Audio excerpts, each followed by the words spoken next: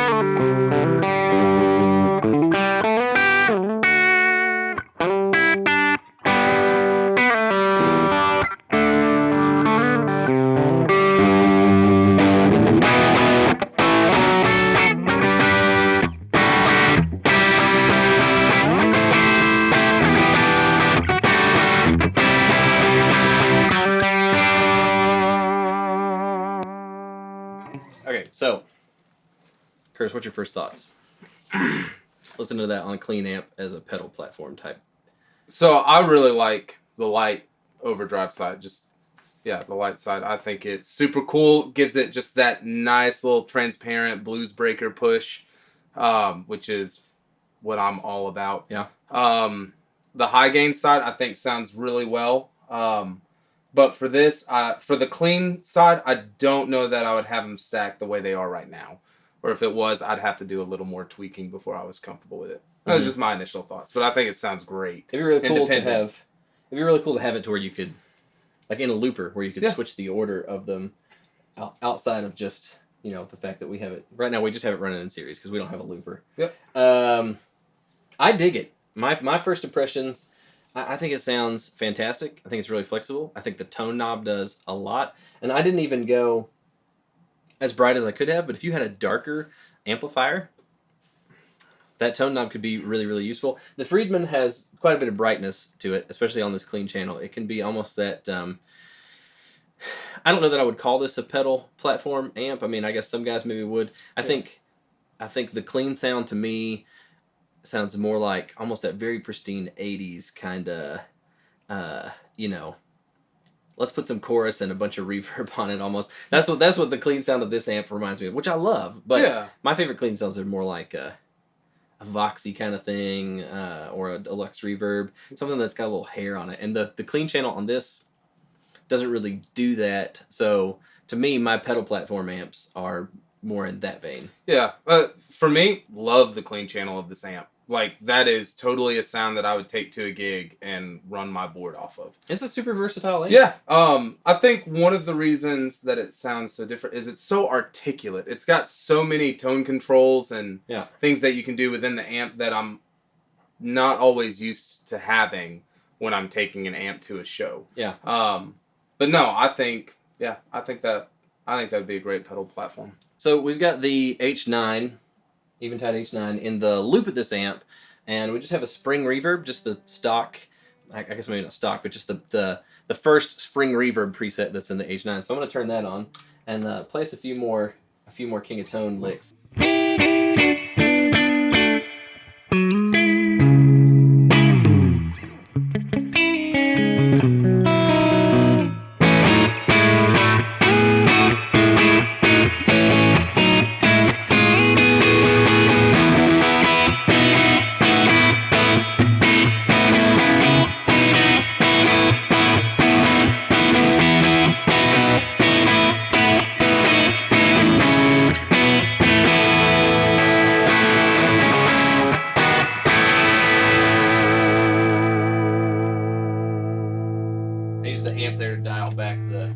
The spring sound just a little bit. But yeah, let's go ahead and switch now. I'm going to take the H9 off, and we'll go to the BE channel, which is, I would say this is more like a JCM 800.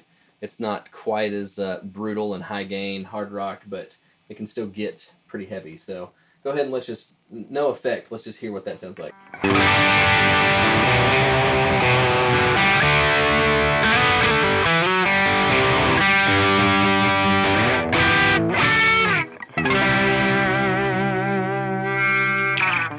Alright, so what we're going to do is we're going to boost it with no drive, just volume, and see how it does, kind of doing the two screamer thing to tighten up the low end. So give me something that's a little bit chunky.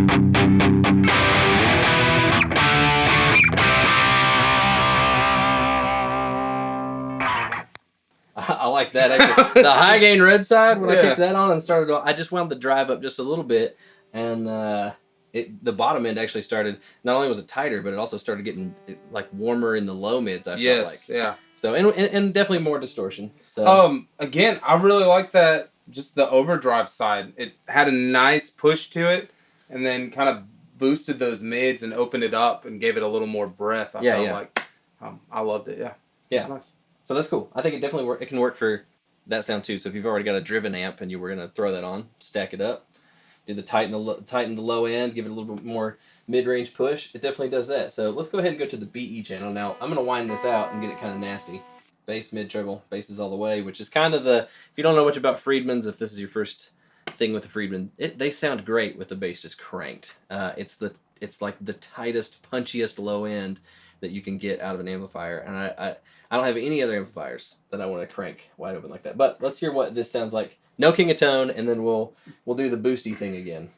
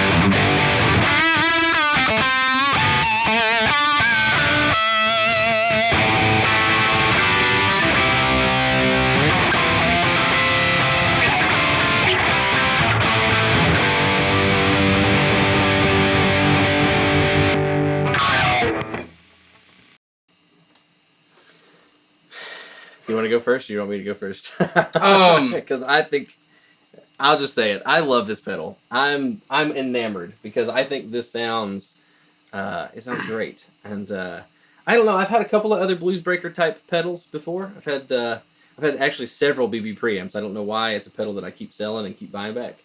So I don't know how similar the King of Tone is. Obviously, I don't have a way to compare it, but.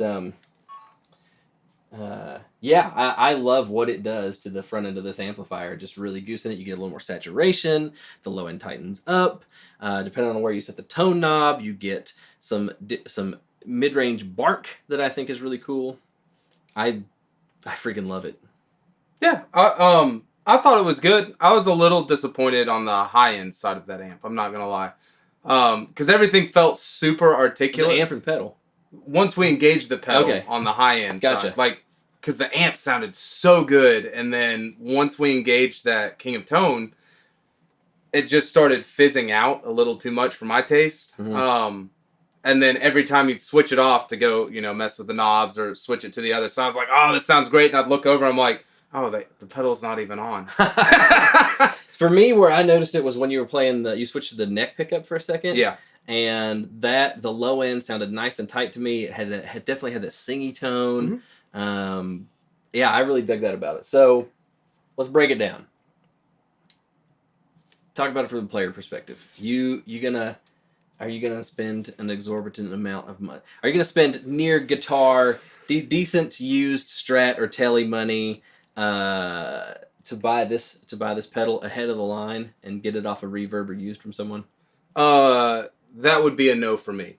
And it has nothing to do with how the pedal performs. I think it's great, and if I had one, I'd use it. And after this, I might go on that waiting list, but I think we were talking, it's up to 3 years now? Yeah, I got on it a year ago, and it was at 3 years, and I think for some reason it seems like that no matter what point you get on it, it's a little longer. I know what my buddy Pete said when he got on it, and he just got his probably 3-4 months ago.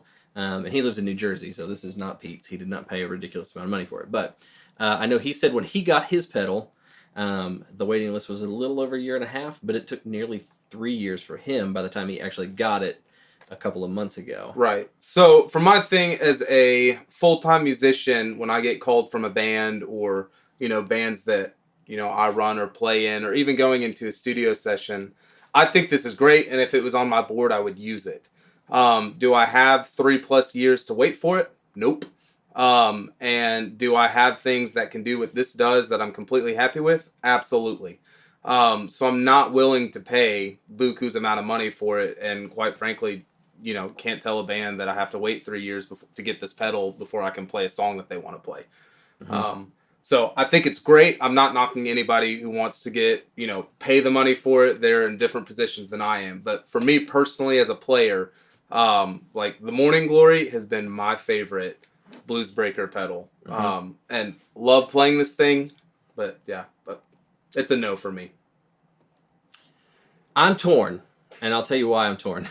First of all, I buy everything used. All of my guitars, I buy secondhand. You save money that way. I scour Craigslist and Reverb and... He's a hoarder. I also own a studio. That gives me the right to hoard, I think. But no, I like to find the deals, and I like to find really good deals, and so I'm patient, and I wait until I find the thing that I've been looking for a while.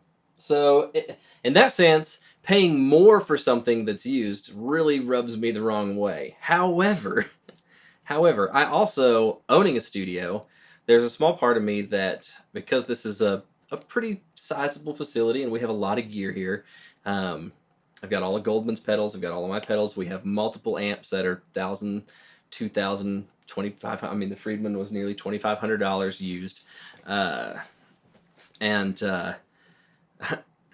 I think there's a little bit of me that likes to justify having the stuff that certain clients will come in, and it's that coveted pedal. It's that thing that they were always wanting to play, and they're not going to buy for themselves. They're not going to spend $600 on an overdrive pedal, but then they get the experience of in the studio they're creating a song, and they're creating something that they've worked hard on, and they are in love with their tone from the minute that they plug that in, partly because of the experience. We all have things like that. It's not always are there certainly pedals out there? Dude, I just played, I hadn't ever played a Morning Glory until 2 weeks ago, and a guy had one in here on his pedal board. I thought it was great. It sounded fantastic. I didn't get to use it against the King of Tone, but I thought it was a fantastic sounding overdrive pedal. I've had, like I said, multiple BB preamps. There's probably 30 other overdrive pedals on the shelf right behind these amplifiers. And so, there's a little bit of there's probably a bunch of stuff that does what this does. But for the one client that might come along and say, this added to my experience, and now they're a lifelong client, or they're just really in love with what they had and they're going to show it to other people, that's good for my business. So, I think to sum it up though, if I had $600 plus to spend on a used pedal to buy it ahead of the line, would I do it? Probably not ahead of other things that are more important. There's microphones, there's other things, but if I had all the things that I thought were more important than this already, and that was the thing I was looking for, I'd for sure buy it. I'd for sure spend the extra money in hopes of creating that experience. That said, I've been on the waiting list for a year, and I now have a buddy that has one right up the road, and so if I felt like I needed it for a session, I could probably get a hold of it for it. So, Maddie, if you're watching, I might come knocking to borrow this again. I don't know. But anyways, I really want to thank my friend Matt for letting us borrow this pedal. And it's not Matt Goldman, so don't go thinking any ill thoughts about him. I'm just joking. But yeah, thanks for letting us borrow this pedal. And I thought that was really good. Pedal. Let us know. Do you have a King of Tone? Do you think it's worth the hype? Do you think it's complete sham? And you wish that he would make them a little bit faster? Do you think that it doesn't even sound that good? Let us know in the comments. So, thanks for watching.